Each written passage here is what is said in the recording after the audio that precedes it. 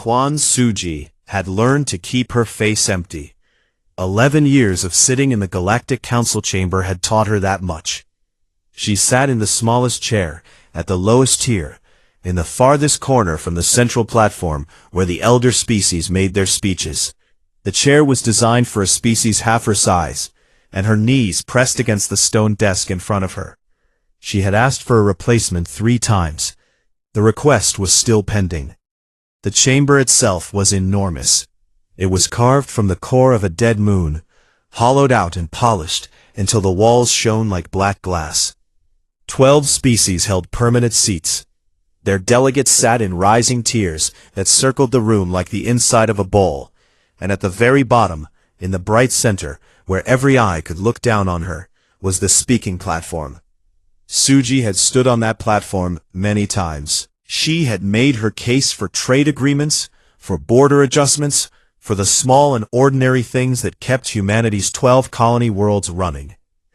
Every time she spoke, the delegates above her watched with the patient, distant look of adults listening to a child recite numbers. She did not hate them for it. That was the trick. She understood what humanity looked like from up there. A species that lived barely a century. Soft bodies, thin skin, no natural weapons. They had joined the Council only 11 years ago. And in a galaxy where some species measured their civilizations in tens of thousands of years, 11 years was less than a breath. Humanity was new. Humanity was small. And the Council treated them accordingly. But today, something was different. Suji felt it the moment she walked into the chamber. The Ruvari delegation had arrived early. That never happened. The Ruvari were an insectoid species, tall and angular, with exoskeletons the color of burnt copper. They held the Council's rotating military command, and they carried themselves with the stiff pride of soldiers who had never lost a war. Their lead delegate, a general whose name Suji could not pronounce without a translator, stood near the central platform, speaking in low clicks to delegates from 4 other species. When Suji entered, they all stopped and looked at her. Then, they looked away. She sat down. She opened her translation pad. She waited. The session began with the usual formalities. Trade reports, resource allocations, a border dispute between 2 species Suji had never heard of. She listened, took notes, and said nothing. Then the Ruvari general stood and walked to the central platform, and the chamber went quiet in a way that made the hair on the back of Suji's neck stand up. He spoke for 40 minutes. Suji's translator fed his words into her earpiece, in a flat, mechanical voice, but even through the machine, she could hear the shape of what he was building. He talked about growth rates, expansion patterns, colonization speed. He put up projections on the chamber's display, charts and graphs and models that showed how quickly humanity was spreading across its sector. 12 worlds now, 30 within a decade, 100 within a century. The numbers were not wrong. Suji had seen them herself. Humanity did grow fast. Humans had children often, adapted to new worlds quickly, and built colonies with a speed that other species found unsettling. The general did not call it a threat. He was careful about that. He called it a concern. He called it a pattern. He called it something the Council had a responsibility to address before it became unmanageable. He used words like stability and balance and long-term security, and every single one of them meant the same thing. Suji gripped the edge of her desk and kept her face empty. When he finished, the Andari delegate asked to speak.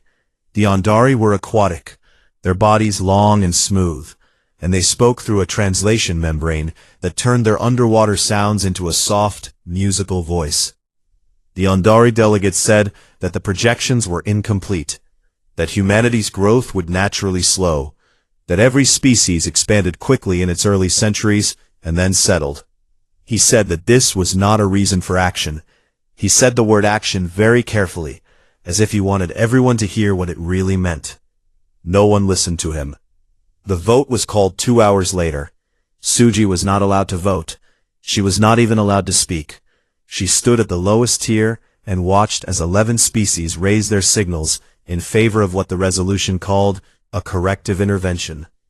The language was clean and official. It authorized the Ruvari Military Command to conduct targeted orbital bombardment of 3 human colony worlds in order to reduce humanity's expansion capacity to sustainable levels.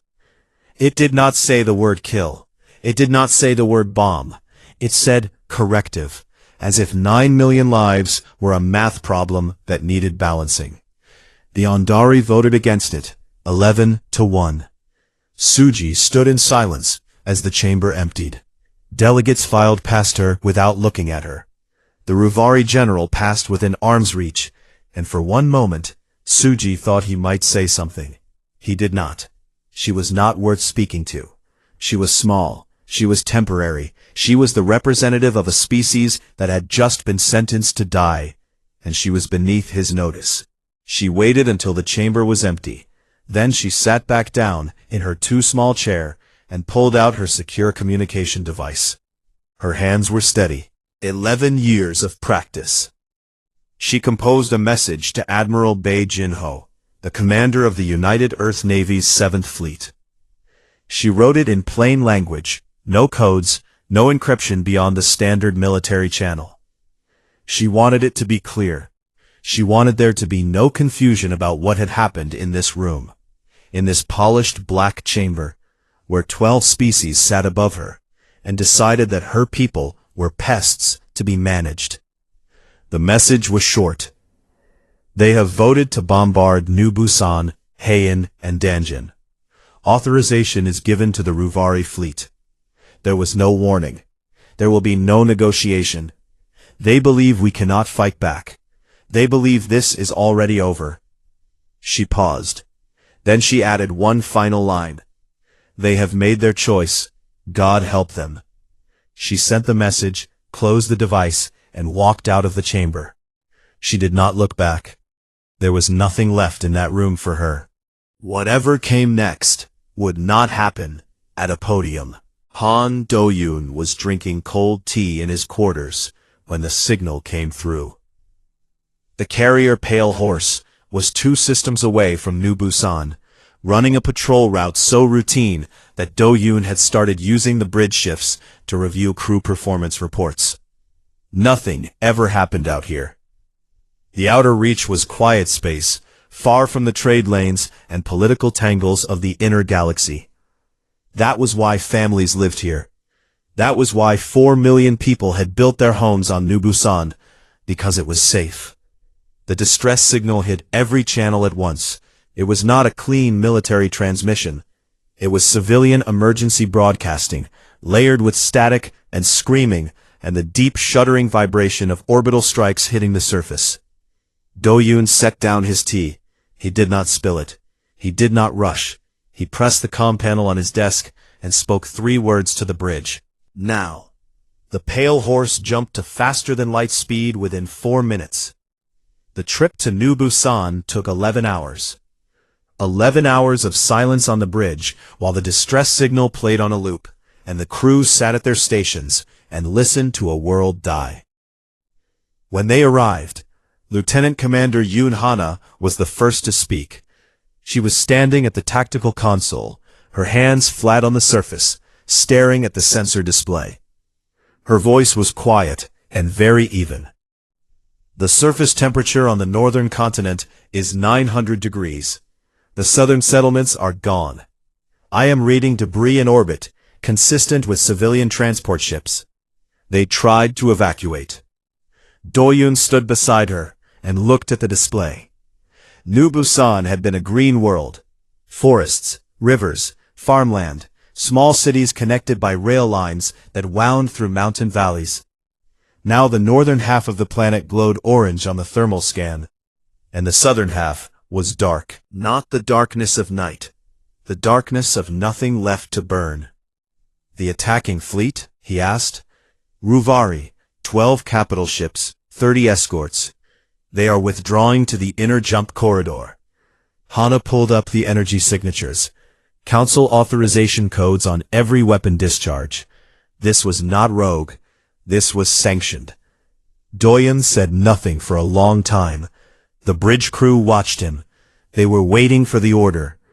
Every officer on that ship wanted to chase the Ruvari fleet. They wanted to fire every weapon they had into those retreating ships, until there was nothing left but dust. Doyen could see it in their faces, in their hands gripping their consoles, in the way they breathed. He did not give the order. "Hold position," he said. "Launch all search and rescue shuttles. Record everything. Every signal, every scan, every piece of debris.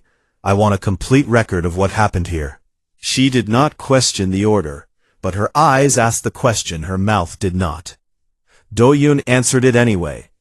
"Because when we strike back, I want the entire galaxy to know we gave them the chance to stop." The search and rescue operation lasted 3 days. They pulled survivors from underground shelters, from collapsed buildings, from the wreckage of transport ships that had made it to low orbit before being shot down. The numbers were bad. 1.6 million confirmed dead on New Busan. The other 2 colonies, Heian and Danjin, had been hit at the same time by separate Ruvari battle groups. Communications from both worlds told the same story. Heian lost 2.1 million. Danjin lost 5.6 million. Danjin had been the largest colony. It had a university, 3 hospitals, a children's orchestra that had just won an inter-colony competition. 9.3 million dead in 72 hours. Doyun read the reports in his quarters. He read every one. He read the names of the dead as they came in, thousands at a time, scrolling across his screen in small white text. He did not sleep. He did not eat. He read the names because someone had to, because these people deserved to be more than a number in a briefing document. On Earth, the United Parliament convened in emergency session. The speaker opened the floor for debate. No one debated. The vote for total war was unanimous. Not a single voice in that chamber asked for restraint. Not a single hand hesitated. Admiral Bei Jinho received the authorization aboard his flagship, the Iron Tide. He was 61 years old, a career officer who had spent his entire life preparing for a war he hoped would never come. He read the authorization twice, then called his senior staff to the war room. Among them was Im Yuri, the fleet's chief intelligence officer. Yuri was 34, small, and quiet in a way that made people forget she was in the room. That was useful in her line of work. She had spent the last 72 hours decrypting captured Ruvari battle communications pulled from the debris field around New Busan.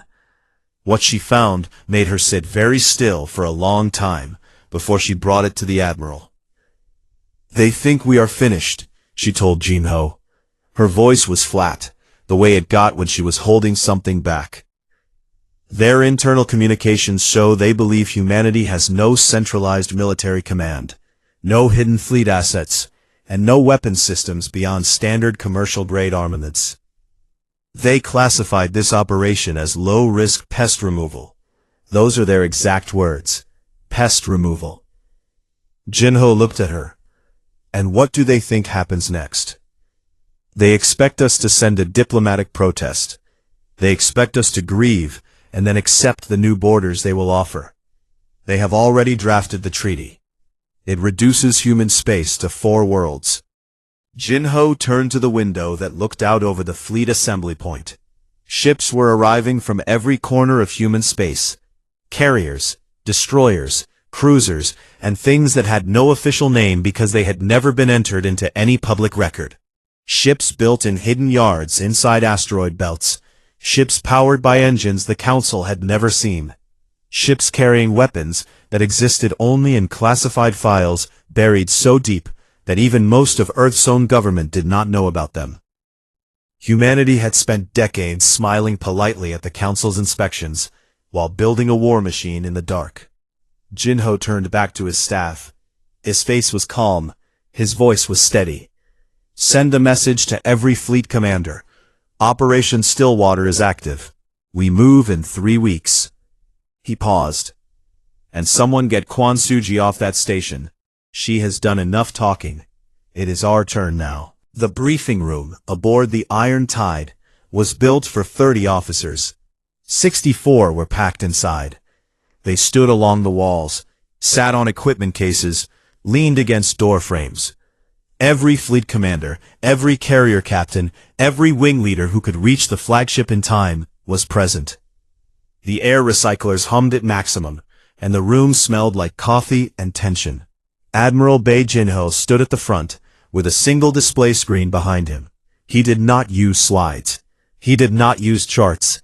He spoke plainly, the way he always did, and the room listened the way it always did, with absolute attention. 3 weeks ago, the Galactic Council authorized the killing of 9.3 million of our people.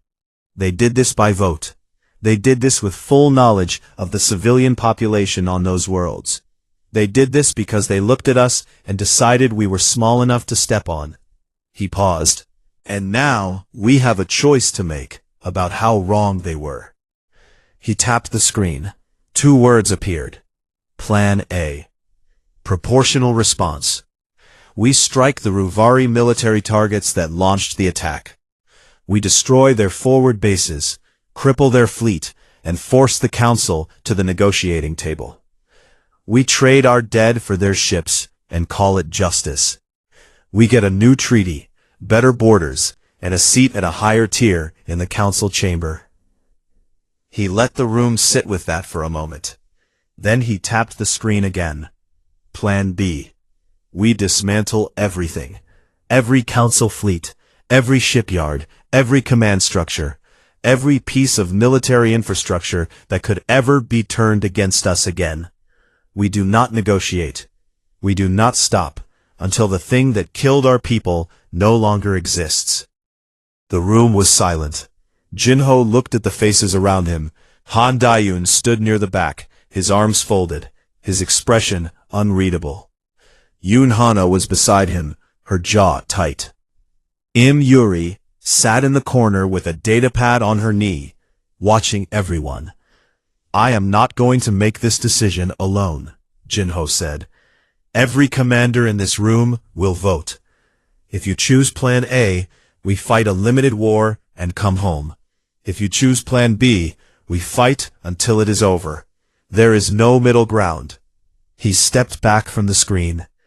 The vote took less than 2 minutes. Every hand in the room went up for Plan B. Not one voice asked for restraint.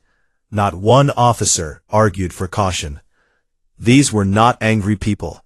They were not shouting or pounding tables.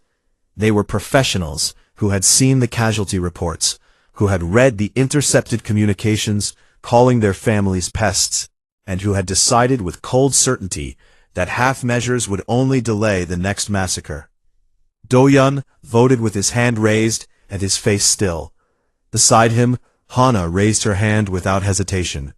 She had not slept more than 3 hours a night since New Busan. She did not dream anymore. She just closed her eyes and saw thermal scans. The fleet launched in 3 prongs. Do-yun commanded the vanguard, a strike force of 18 carriers and 42 escorts. Their first target was the Ruvari forward naval base at the edge of a gas nebula called the Korath Cloud. It was the same staging point the Ruvari had used to launch the attacks on the colonies. Intelligence from Yuri's team confirmed that the base still held a significant portion of the Ruvari fleet, refueling and rearming for what they expected to be a leisurely occupation of human space. They were not expecting visitors. The Pale Horse dropped out of faster-than-light travel at the edge of the nebula, and Do-yun gave the order before the Ruvari sensors had finished identifying his ships. The first wave was electromagnetic. Pulse warheads detonated across the Ruvari formation in a cascade pattern that Yuri's team had designed specifically to overload insectoid communication frequencies. The Ruvari fleet went deaf and blind in 11 seconds. The second wave was kinetic. Long-range lance arrays fired tungsten rods at a significant fraction of light speed. The rods had no warheads. They did not need them. At that velocity, a rod the size of a human arm carried more energy than a nuclear weapon. The rods punched through Ruvari capital ships like needles through paper. Hulls cracked open, atmosphere vented, reactors breached, and bloomed into silent white flowers in the dark. The third wave was the swarm. Thousands of AI-guided drones poured from the carriers and descended on the surviving ships. The drones were small, fast, and expendable. They attached to hulls, identified critical systems, and cut them apart with focused plasma torches. They did not kill crews, they killed ships. A Ruvari cruiser with no engines, no weapons, and no communications was not a threat. It was a lifeboat. The battle lasted 4 hours. When it was over, the Ruvari forward base was gone. 41 enemy capital ships were destroyed or disabled. Human losses were 2 escorts damaged, no ships lost, 17 crew injured, 0 dead. Doyen stood on the bridge of the Pale Horse and watched the debris field expand on the main display. Pieces of Ruvari ships tumbled slowly through the nebula dust, catching the light of distant stars. It should have looked like victory. It looked like the beginning. Hana stood beside him, logging the engagement in the tactical record. Her hands moved across the console with the mechanical smoothness of someone who had done this 1,000 times in simulations, but never once for real, until 3 hours ago. She finished the log, saved it, and stood still. "How do you feel?" He did not look at her when he said it. "I thought I would feel something," she said. "Satisfaction, relief, anger, something. And? Nothing. I feel nothing at all." Doyun nodded slowly. "Good, because we have a long way to go, and feeling nothing is easier than feeling everything." He turned to the navigation officer. "Set course for the next target, the Ruvari shipyards at their home sector border. We arrive in 16 hours. The Pale Horse turned and jumped to light speed, and behind it, the wreckage of the Ruvari fleet drifted silently in the nebula, cooling in the dark. On the other side of the galaxy, the council chamber received the battle report. The Ruvari general who had proposed the corrective intervention stood at the central platform and read the numbers aloud. When he finished, the chamber was silent, not the polite silence of diplomacy, the heavy, airless silence of fear. For the first time in 40,000 years, the Galactic Council had no idea what to do next. The galaxy expected rage. It expected fire and chaos and the blind, screaming fury of a wounded animal. That was what the Council had prepared for. That was what their war models predicted. A grieving species lashing out without direction, burning itself out against superior numbers and older technology. The models said humanity would fight hard for a few months, lose badly, and then collapse into negotiations from a position of weakness. The models were wrong. What came instead was silence. Cold, patient, mechanical silence. Humanity moved through council space the way water moves through cracks in stone, slowly, steadily, and with a force that no wall could hold. By the second month, Doyen's Vanguard fleet had destroyed 4 Ruvari naval bases and disabled the primary shipyard that produced their heavy cruisers. Every engagement followed the same pattern. The human fleet would arrive, broadcast a single message on all frequencies, and then wait exactly 1 standard planetary rotation for a response. The message was always the same. Surrender your military installations.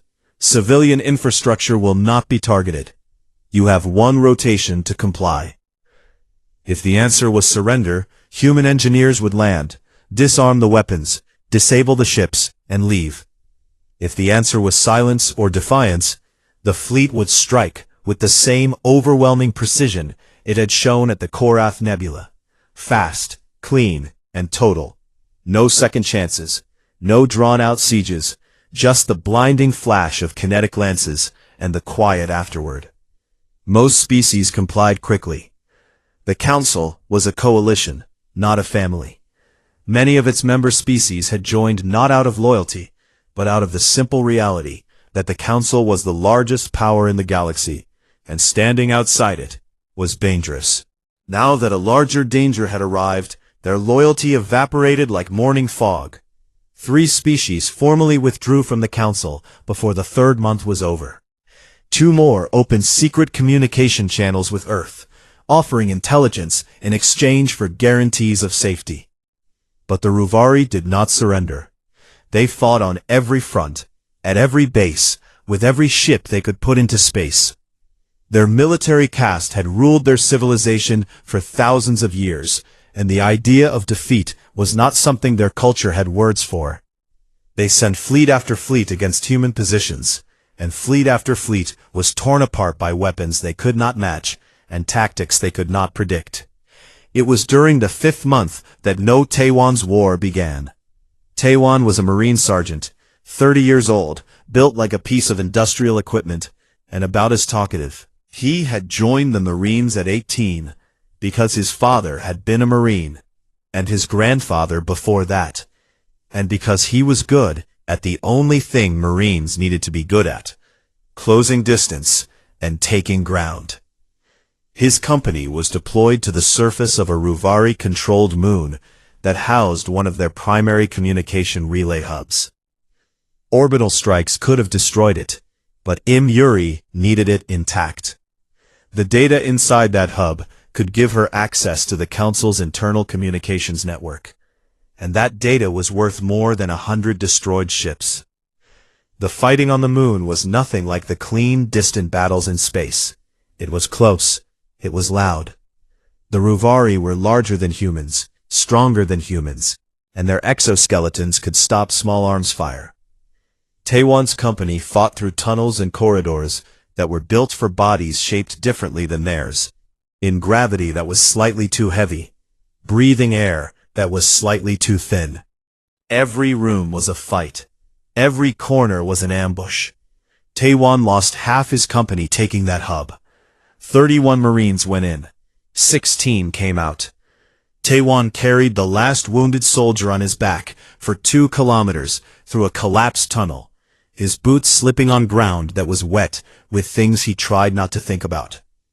When he reached the extraction point, he set the soldier down, checked his pulse, confirmed he was alive, and then sat on the ground and stared at nothing for 15 minutes before anyone could get him to speak. But the hub was captured intact, and what Yuri found inside changed everything. She spent 6 days breaking the encryption. When she was done, she called Admiral Jinho on a secure channel and spoke for 20 minutes without stopping. The intercepted communications were not just military orders. They were the private messages between council delegates in the weeks before the vote, and they showed, in plain language that needed no interpretation, exactly what the council had known and chosen. The Ruvari Military Command had presented the casualty projections before the vote. Every delegate had seen the numbers. Every delegate knew that millions of civilians would die, and they had voted yes anyway. The internal communications referred to the operation with a term that translated, depending on the dialect, as either pest removal or garden trimming. One delegate had joked that the cleanup would be simple, because human buildings burned easily. Jinho ordered the communications released to every species in the galaxy. Unedited, untranslated, raw. The effect was immediate. 2 more species left the council within days. Protests erupted on worlds that had nothing to do with the war. Species that had been neutral suddenly found that their populations were not, and governments that had tried to stay out of the conflict discovered that their citizens had opinions about allies who joked about burning children. The Andari made their move.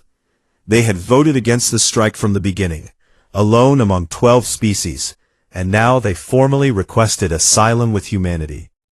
Quan Suji, operating from a small diplomatic ship that moved through the edges of the war zone, handled the negotiations personally.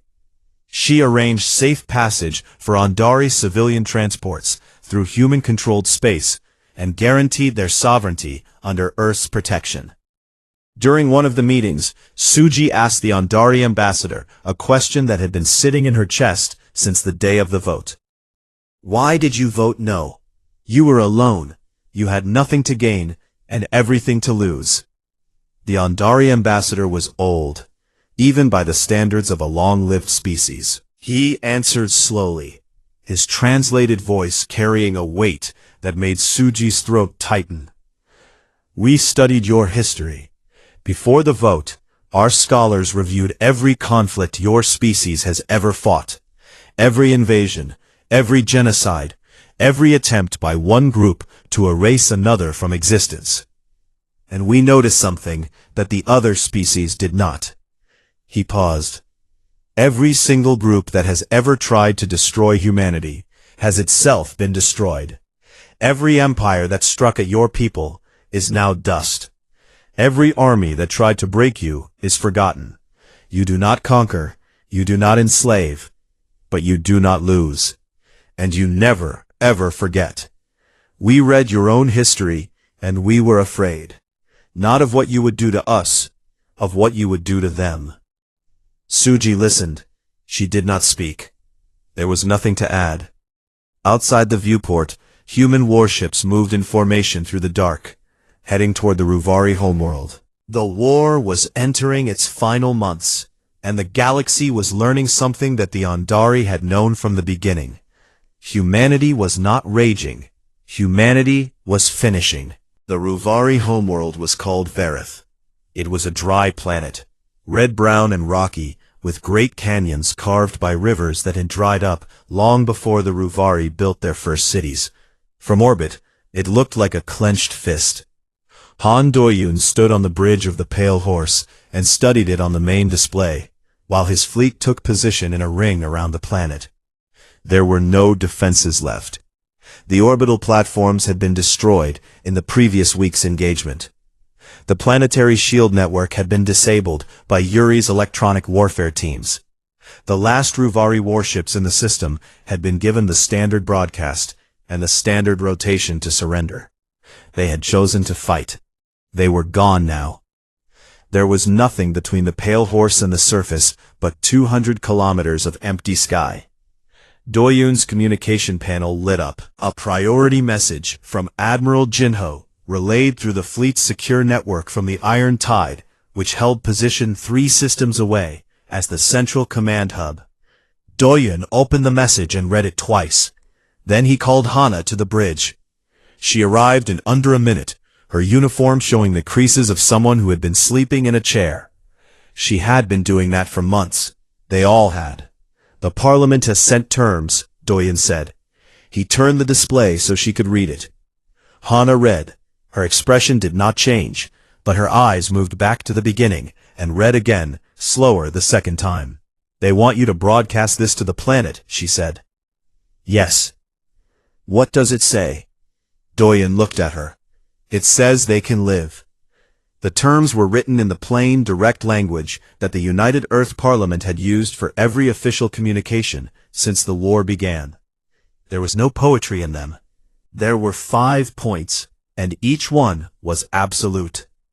The Galactic Council was dissolved, permanently. The institution that had governed known space for 40,000 years would cease to exist. Its charter would be voided. Its authority would end. The chamber on Athon Prime would remain, but not as a seat of power. The Ruvari military caste was to be completely disarmed and disbanded. Every weapon, every ship, every command structure would be dismantled under human supervision. Individual Ruvari would not be harmed. Their civilians, their culture, their cities, their way of life would be preserved. But they would never hold a weapon again. All species formerly under council governance were granted full sovereign independence. No species would answer to another. No coalition would hold authority over its members. Each world would govern itself. A new interstellar framework would be established, with humanity holding permanent oversight authority. Not empire. Oversight. The right to inspect, to intervene if a species threatened another with extinction, and to enforce the one law that humanity intended to write into the fabric of galactic civilization, that no species would ever again vote to murder another. And the last term. The names of the 9.3 million dead would be carved into the floor of the former council chamber on Athon Prime. Every name, every child, every parent, every worker and teacher and farmer and musician, and every delegate who had voted for the corrective intervention would stand in that chamber and read those names aloud before the galaxy until every single one had been spoken. Dayun broadcast the terms on every frequency the planet could receive. He broadcast them in the Ruvari language, in the Council's trade language, and in Korean, because Suji had insisted on that, and no one had argued. Then he waited. The response came 6 hours later. The Ruvari High Command rejected the terms. They declared that the military caste would never disarm, that the Council's authority was eternal, and that they would fight to the last soldier in defense of their world. It was a brave message. It was also the last official communication the Ruvari High Command ever sent. No Taiwan's Marines landed at dawn, local time. 40 transport ships descended through the red-brown atmosphere and touched down on the outskirts of the capital city. Taiwan was in the first ship. He stepped onto Ruvari soil with his rifle at his side, and his company, rebuilt with replacements after the losses on the relay moon, spread out behind him in a line that stretched across the landing field. They did not fire first. They never fired first. That was the order, and Taiwan followed orders even when every part of him wanted to do otherwise. His company advanced into the city on foot, block by block, broadcasting the surrender terms from speakers mounted on their vehicles. Ruvari civilians watched from windows and doorways. Most did not flee. They had nowhere to go, and the humans were not shooting at them. The Ruvari military caste made their stand at the command citadel in the center of the city. It was an ancient building, carved from the same red stone as the canyons, and it had served as the seat of Ruvari military power for longer than humanity had existed as a species. The fighting lasted 6 hours. It was hard and ugly, and Taiwan lost 7 more soldiers. And when it was over, he stood on the steps of the citadel with dust on his face and blood on his hands, and planted a United Earth flag in the cracked stone. He did not celebrate. He sat on the steps and drank water from his canteen, and waited for the medics to finish their work. A Ruvari child watched him from across the street, half hidden behind a pillar. Taiwan looked at the child for a long moment. Then he reached into his pack, pulled out a ration bar, and set it on the step beside him. He did not gesture. He did not speak. He just set it down and looked away. When he looked back a minute later, the bar was gone, and so was the child. 3 weeks later, Quan Suji stood in the council chamber on Athon Prime. The room was unchanged. The black glass walls still shone. The tiers still rose in their bowl shape around the central platform. But the seats were empty now, and the platform belonged to a woman who had once sat in the smallest chair at the lowest tier. She stood at the podium and addressed the galaxy. Every species with a receiver heard her voice, translated into 100 languages and carried across 1,000 light years. She spoke simply, the way she had always spoken, without decoration or drama. You looked at us and saw something small, something soft, something you could crush and never think about again. You were wrong. Not because we are strong. Every species in this galaxy is strong. You were wrong because you forgot what our history should have taught you. Humanity does not forgive the slaughter of its children. We do not forget, and we do not stop. She paused. The chamber was so quiet that the hum of the air recyclers sounded like thunder. But we are not you. You chose extinction for us. We choose something harder. We choose to let you live, and to make you remember why. The broadcast ended. The galaxy was silent. The engraving began the following month. Teams of human and Andari craftspeople worked side by side, carving 9.3 million names into the black glass floor of the chamber. When it was finished, the floor shone with white letters from wall to wall. So many names that from the upper tiers they looked like stars. 50 years later, the memorial chamber was the most visited place in known space.